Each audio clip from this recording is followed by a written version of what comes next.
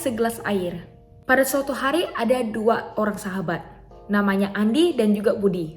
Mereka berdua menyeberangi padang dan hutan. Perjalanan mereka sangat panjang dan jauh.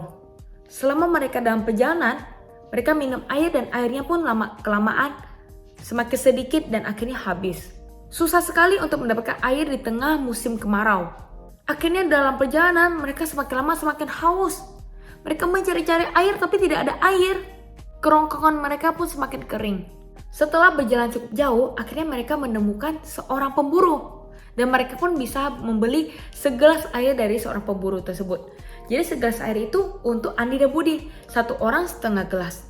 Tapi Andi langsung mengeluh dan berkata, apa gunanya setengah gelas air ini? Setengah gelas air ini nggak bisa menyelesaikan dahaga ini. Tapi sedangkan si Budi mau mengucap syukur. Wah, terima kasih Tuhan, puji Tuhan. Setidaknya masih ada setengah gelas air untuk bisa menghilangkan dahaga ini. Puji Tuhan. Akhirnya karena si Andi menggerutu, dia nggak sadar. Dia berjalan, dia kesandung batu. Dan akhirnya air itu pun tumpah. Dan Andi nggak bisa minum setengah gelas air tersebut. Sedangkan Budi akhirnya berhasil meminum setengah gelas air tersebut. Dan akhirnya dahaganya bisa hilang sedikit. Adik-adik, dari sini kita belajar apa? Kita bisa lihat Andi dan Budi memiliki reaksi yang berbeda. Mereka sama-sama mendapatkan setengah gelas air. Tetapi Andi malah mengeluh, sedangkan Budi bersyukur kepada Tuhan. Memang setengah gelas air itu sedikit untuk perjalanan jauh. Tapi untuk perjalanan jauh itu setengah gelas air itu sangat berharga. Dan Tuhan juga sudah membimbing mereka bisa bertemu seorang pemburu tersebut. Sehingga mereka bisa mendapatkan sedikit air.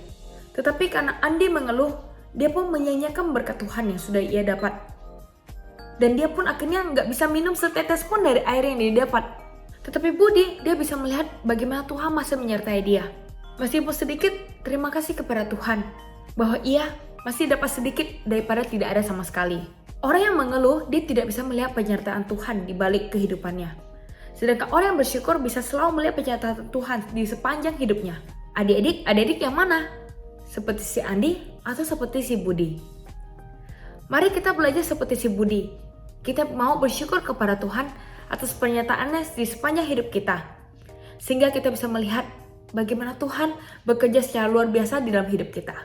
Demikianlah ilustrasi tentang nilai segelas air. Semoga adik-adik mendapatkan hikmah dari ilustrasi ini. Sampai jumpa di ilustrasi selanjutnya. Bye-bye!